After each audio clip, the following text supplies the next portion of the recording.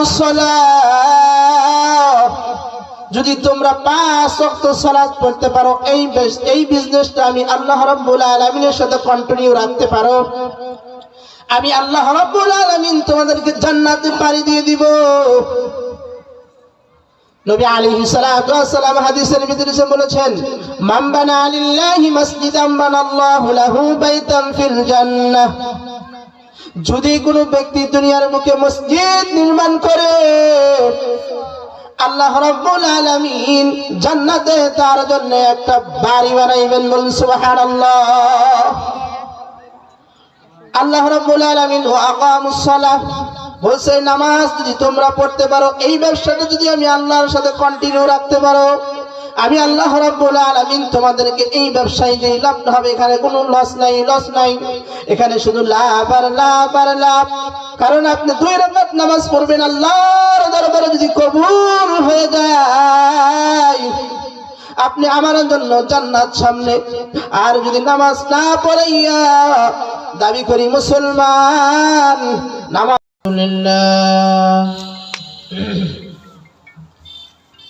আলহামদুলিল্লাহ নাহমাদুহু ওয়া নাস্তাঈনুহু ওয়া নাস্তাগফিরুহ ওয়া নাউযু বিল্লাহি মিন শুরুরি আনফুসিনা ওয়া মিন সাইয়্যাতি আ'মালিনা।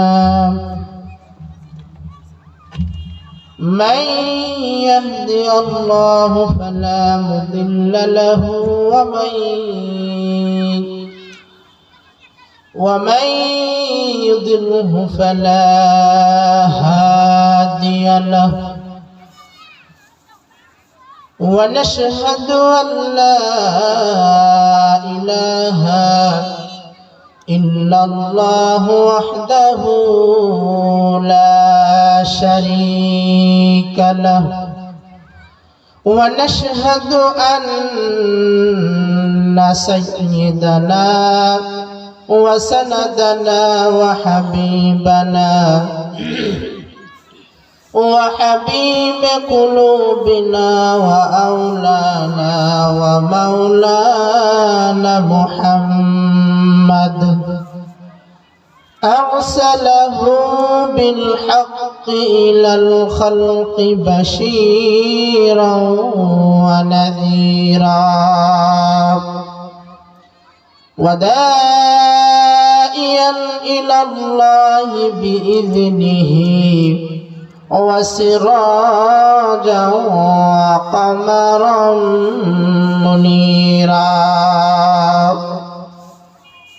أما بعد فأعوذ بالله من الشيطان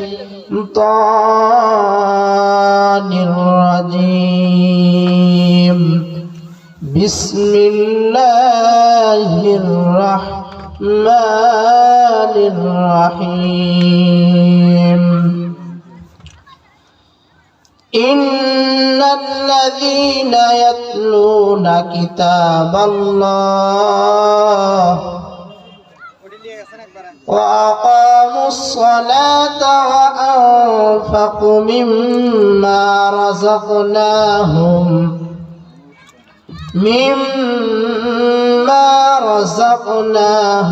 سرا وعلانية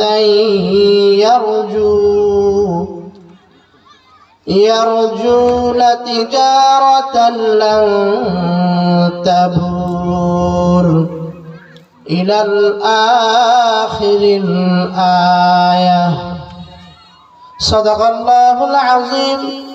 قال النبي صلى الله عليه وسلم: أفضل العبادة تلاوة القرآن، أو كما قال عليه الصلاة والسلام.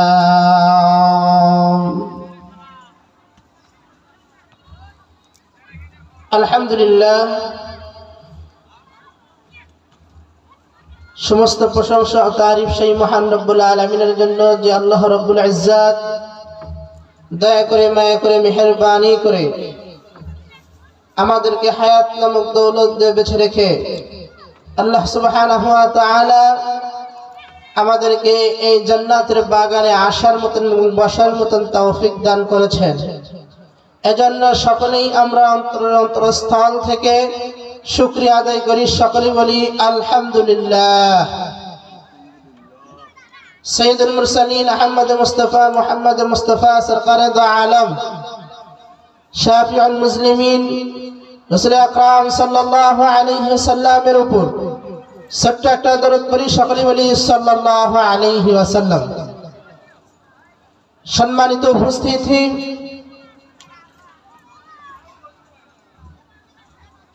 আমি আপনাদের সামনে মহাগ্রন্থ আল কোরআন থেকে যে আয়াতটি তেলাওয়াত করেছি, আল্লাহ রাব্বুল আলামিন এই আয়াতের ভিতরে কি বলেছেন? 22 নম্বর পারা 16 নম্বর পৃষ্ঠায়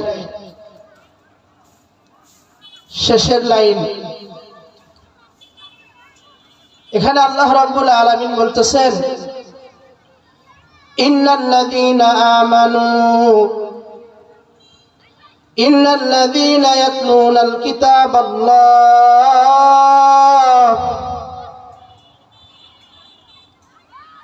নিশ্চয় যারা আল্লাহ সুবহানাহু ওয়া তাআলার মহাগ্রন্থ আল কোরআন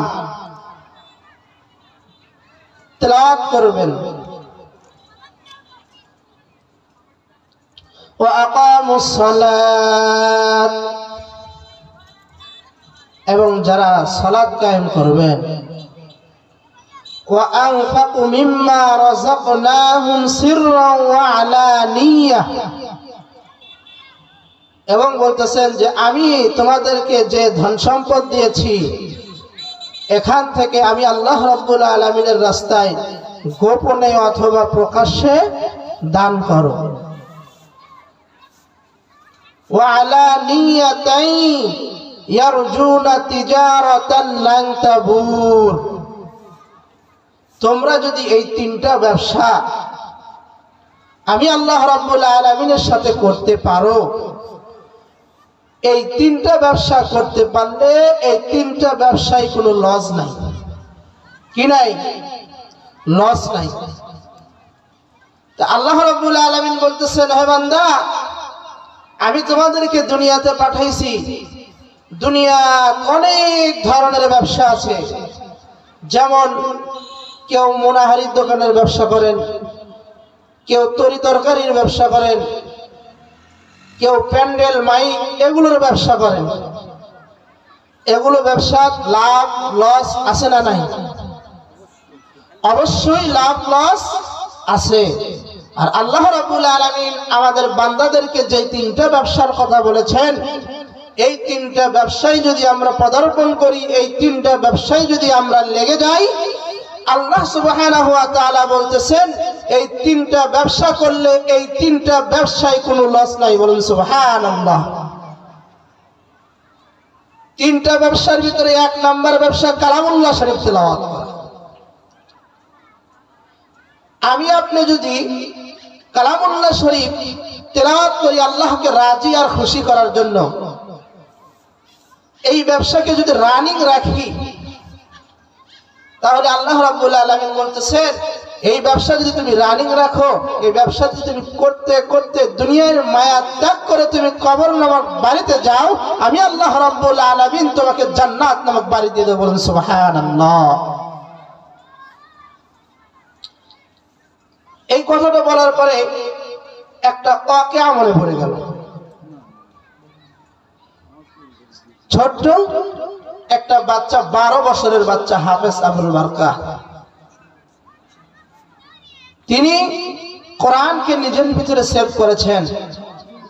নিজের ভিতরে সেভ করার পরে তিনি বলতেছেন যে এই কোরআন আল্লাহ রাব্বুল আলামিন অন্য এক আয়াতে বলেছেন, ইন্না নাহনু নাযালনা যিকরা ওয়া ইন্না লাহু লাহাফিজুন। আল্লাহ বলতেছেন আমি আল্লাহ কোরআন নাজিল করেছি, নিশ্চয় আমি আল্লাহ এই কোরআনকে হেফাজত করব। তাহলে আল্লাহ যেহেতু কোরআন নাজিল করেছেন, আল্লাহ কোরআনকে হেফাজত করবেন। হাফেজ আবুল বারকাত ইউসুফ বারবারি রাহমাতুল্লাহি আলাইহি তার পিতামাতার সঙ্গে আরব সাগর পাড়ি দিচ্ছেন। মুসলমান ভাইরা আমার, বন্ধুরা আমার, কথাগুলো গভীর মনোযোগ দিয়ে শুনবেন ভাই। কোন দিকে কোনো নজর নাই। আল্লাহ রাব্বুল আলামিন কোরআনের ভিতরে বলেছেন, ইন্না নাহনু নাযালনা যিকরা ওয়া ইন্না লাহু লাহাফিজুন। আল্লাহু আকবার। আল্লাহ রাব্বুল আলামিন বলেছেন, নিশ্চয় আমি কোরআন নাযিল করেছি, কোরআনকে হেফাজত করার দায়িত্ব আমি আল্লাহ। দুনিয়ার কোন মানুষের এই কোরআনকে হেফাজত করার দায়িত্ব আমি আল্লাহ দেই নাই।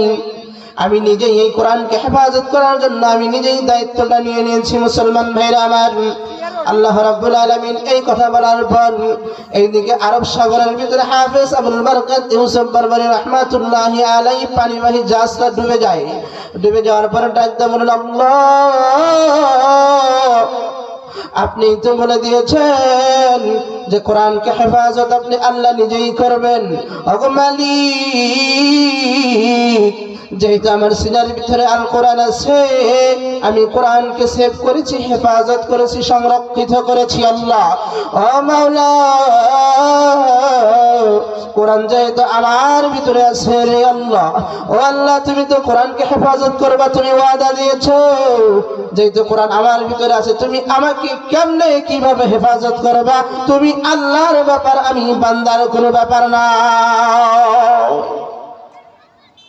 আল্লাহ রাব্বুল আলামিন বলতেছেন, আমি আল্লাহ যেহেতু ওয়াদা দিয়েছি, অবশ্যই তোমাকে আমি হেফাজত করব। আল্লাহ রাব্বুল আলামিন ওই বান্দাকে ভাসতে ভাসতে ভাসতে ভাসতে আরব সাগর থেকে ভাসতে ভাসতে এরকম ভাবে তাকে নদীর কিনারায় পৌঁছাইয়া দিলেন। তিনি নদীর কিনারায় যাওয়ার পরে এমন একটা দেশে উঠলেন, মালদ্বীপে উঠলেন। মালদ্বীপে ওঠার পরে তিনি বললেন, হে আল্লাহ, কতদিন হলে আমি নামাজ পড়ি না, কতদিন হইলে আমি সালাত আদায় করতে পারি না। আমি একটু সালাত আদায় করব, আমি একটু নামাজের মুসাল্লায় দাঁড়াবো বাজান।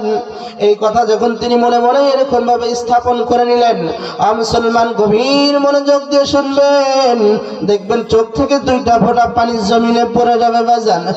মুসলমান আল্লাহর গোলাম, এই কথা বলার পর হাফেজ আবুল বারকাত এরকম ভাবে 2 রাকাত সালাত আদায় করার জন্য ছটফট করে বাজান। 2 রাকাত নামাজ পড়বেন, কিন্তু 2 রাকাত সালাত আদায় করার মতন এরকম কোনো স্থান জায়গা পাচ্ছিলেন না। তিনি এরকম ভাবে দেখেন যে অনেক বড় বড় মিনার দেখা যায়, অনেক বড় বড় মিনার দেখা যায়। হাফেজ আবুল বারকাত ছোট্ট 12 বছরের যুবক, ওই মিনারটা দেখে দৌড় মারে যে আমি ওখানে যাই 2 রাকাত সালাত আদায় করব। বাজান, ওখানে যায় 2 রাকাত সালাত আদায় করার উদ্দেশ্যে রওনা দেন আল্লাহর বান্দা। ওখানে যাওয়ার পরে দেখি এটা তো আল্লাহর ঘর, মসজিদ নয়, এটা তো হিন্দুদের গির্জা। এটা তো আল্লাহর ঘর, মসজিদ নয়, এটা হিন্দুরা যেখানে উপাসনা করে সেই ঘর। এরকম ভাবে এদিক থেকে ওইদিকে দৌড় দেয় বাজান। সব দিকে দৌড়ার পরে আল্লাহর ঘরের মসজিদ পাই না। তিনি একটা সামনে গাছ রেখে তিনি নামাজের মুসল্লায় দাঁড়ায় গেলেন। নামাজ পড়তে পড়তে 2 রাকাত এরকম ভাবে নামাজ পড়তেছেন। এরকম সময় সামনে দিয়ে একজন হিন্দু ব্রাহ্মণ যাচ্ছিলেন, আর ডাকতে বলে, বাবা তুমি কে? তুমি এখানে কেন এরকম ভাবে 2 রাকাত নামাজের মুসল্লায় দাঁড়ায় নামাজটা পড়ে নিচ্ছ? আল্লাহর বান্দা হাফেজ আবুল বারকাত ডাকতে বলেন, আমি তো এই দেশে থাকি না, আমি তো আরব সাগরে ডুবে গিয়েছিলাম। আল্লাহ রাব্বুল আলামিনের কৃপায় আমি এখনো বেঁচে আছি। আল্লাহ রাব্বুল আলামিন আমাকে বেঁচে রেখেছেন, আমি এখানে আসতে পেরেছি। এরকম ভাবে হাফেজ আবুল বারকাত ইউসুফ বারবারি রাহমাতুল্লাহি আলাইহি কঠিন এরকম ভাবে নামাজ মুসল্লায় দাঁড়াইছিল। এই ব্রাহ্মণটা ডাকতে বলে, ঠিক আছে, বুঝতে পারলাম তুমি তো মুসলমান, আর এই মালদ্বীপে মুসলমানের কোনো এলাও নাই, কোনো এলাও নাই। তুমি তো এইখানে আসছো, তুমি তো এখানে আসছো, যদি এই মালদ্বীপের ভাষা জানতে পারে তোমাকে তো দুনিয়ার থেকে শেষ করে দেবে, ঘাট থেকে কল্লাটাকে আলাদা করে দিবে। আবাজান, কথাগুলো মনোযোগ দিয়ে শুনবেন। যদি কোরআন ভিতরে থাকে আল্লাহ নিজেই হেফাজত করে।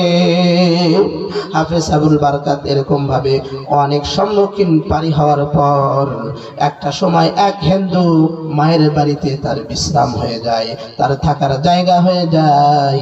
তিনি ওখানে কিছুদিন থাকার পর ওই হিন্দু মায়ের একটা মেয়ে ছিল, মেয়েটার বয়স ছিল 18 বছর বয়স। তার এরকম ভাবে যুবতী একটা মেয়ে ছিল। যুবতী মেয়ে থাকার কারণে ওই দেশের নিয়ম ছিল প্রত্যেক 6 মাস পর পর যুবতী মেয়েদেরকে ভোগ দিত। মুসলমান ভাইরা আমার, বন্ধুরা আমার, পর্দার আড়ালের মা, তুমি যে ইসলাম ধর্মে জন্মগ্রহণ করেছো, তুমি যে মুসলিম হয়ে দুনিয়াতে এসেছো, তোমার কপালটা কত ভালো যে তুমি মুসলমানের ঘরে জন্মগ্রহণ করেছো। যদি তুমি হিন্দু বেদিন বেঈমানদের ঘরে যদি তোমার জন্ম হইতো, হয়তো তুমি কালেমাও সহিভাবে পড়তে পারতে না। পর্দার আড়ালের মা, তোমরা তো মুসলমানের ঘরে জন্ম হয়ে তো বড় অহংকারী হয়ে গেল। মুসলমানের ঘরে জন্ম হয়েছে, 5 ওয়াক্ত নামাজ লাগে না, নামাজ পড়ে কি হবে? আল্লাহ রাব্বুল আলামিন দ্বিতীয় নাম্বার আয়াতে বলে দিচ্ছেন, ওয়া আকামুস সালাহ, তোমরা নামাজ কালাম, তোমার নামাজকে কি করো? তোমরা নামাজ ধরো, সালাত কায়েম করো। কিন্তু পর্দার আড়ালের মা, চৌবাড়ি এলাকার যুবক, কথাগুলো মন দিয়ে শুনবারে বাজান। আল্লাহ রাব্বুল আলামিন বলে দিয়েছেন, ওয়া আকামুস সালাহ, যদি তোমরা 5 ওয়াক্ত সালাত পড়তে পারো, এই বিজনেসটা আমি আল্লাহ রাব্বুল আলামিনের সাথে কন্টিনিউ রাখতে পারো, আমি আল্লাহ রাব্বুল আলামিন তোমাদেরকে জান্নাতে পাড়ি দিয়ে দিব। নবী আলাইহিস সালাতু ওয়াস সালাম হাদিসের ভিতরে বলেছেন, মান বানা লিল্লাহি মাসজিদান বানাল্লাহু লাহু বাইতান ফিল জান্নাহ, যদি কোনো ব্যক্তি দুনিয়ার বুকে মসজিদ নির্মাণ করে, আল্লাহ রাব্বুল আলামিন জান্নাতে তার জন্য একটা বাড়ি বানাইবেন। বলুন সুবহানাল্লাহ। আল্লাহ রাব্বুল আলামিন ওয়া আকামুস সালাহ বলছে, নামাজ যদি তোমরা পড়তে পারো, এই ব্যবসাটা যদি আমি আল্লাহর সাথে কন্টিনিউ রাখতে পারো, আমি আল্লাহ রাব্বুল আলামিন তোমাদেরকে এই ব্যবসায় যে লাভ হবে, এখানে কোনো লস নাই, এখানে শুধু লাভ আর লাভ আর লাভ। কারণ আপনি 2 রাকাত নামাজ পড়বেন, আল্লাহর দরবারে যদি কবুল হয়ে যায়, আপনি আমার জন্য জান্নাত সামনে। আর যদি নামাজ না পড়াইয়া দাবি করি মুসলমান, নামাজ না পড়লাম, ঈমান ঠিক আছে, আরে বেঈমানের দল, তোমার ঈমান আছে কি না আছে এটার জন্যই তো প্রমাণ হচ্ছে নামাজ। নামাজ না পড়ে বলে, হুজুর নামাজ না পড়লাম, ঈমান ঠিক আছে। আরে বেকুব, তুমি যদি নামাজ না পড়ো, তোমার ঈমানের জন্যই তো নামাজ, তুমি নামাজ না পড়লে তোমার ঈমান কোথা থেকে আসবে? এই জন্য যুবক ভাইরা আমার, পর্দার আড়ালের যুবতী মা বোনরা, আপনাদেরকে পায়ে হাত দিয়ে বলে যায়, 5 ওয়াক্ত সালাত কন্টিনিউ আল্লাহর সাথে আপনি কথোপকথন করেন, আল্লাহ রাব্বুল আলামিন আপনাকে জান্নাত দিবে। কারণ কোরআনের কথা কোনোদিন মিথ্যা হয় না। আপনি নামাজ পড়লে নামাজও হবে, নামাজের ভিতরে তেলাওয়াত করবেন, আল্লাহর সাথে কন্টিনিউ কথাও হবে, কালামুল্লাহ তেলাওয়াত হবে, সালাতও আদায় হবে, জান্নাত আপনার জন্য, আপনাকে নেওয়ার জন্য এগিয়ে আসবে, আপনাকে এগিয়ে যেতে হবে না। কিন্তু আমরা তো নামাজ পড়তে কি নাই, রাজি নাই, তবে ঈমান পাকা। নামাজ পড়তে রাজি নাই, ঈমান বড় পাকা। ওটা কেমন পাকা? এই বিল্ডিং এর পাকা না, আপনার ঈমান এমন হতে হবে যে কবরে যাওয়ার পরে যখন মান রব্বুকা মান দীনুকা বলবে, সঙ্গে সঙ্গে যেন আপনার জবাবটা অলরেডি আপনি চলে আসে, আপনাকে যদি মুখ খোলার আগে জবাবটা বের হয়ে যায়। তা আমরা সবাই চেষ্টা করব 5 ওয়াক্ত নামাজ পড়ব এবং কালামুল্লাহ শরীফ তেলাওয়াত করব। আর একটা পয়েন্ট ছিল কিন্তু সময় নাই, আমি আমার সংক্ষিপ্ত আলোচনা এখানে শেষ করছি। আসসালামু আলাইকুম ওয়া রাহমাতুল্লাহি ওয়া বারাকাতুহু।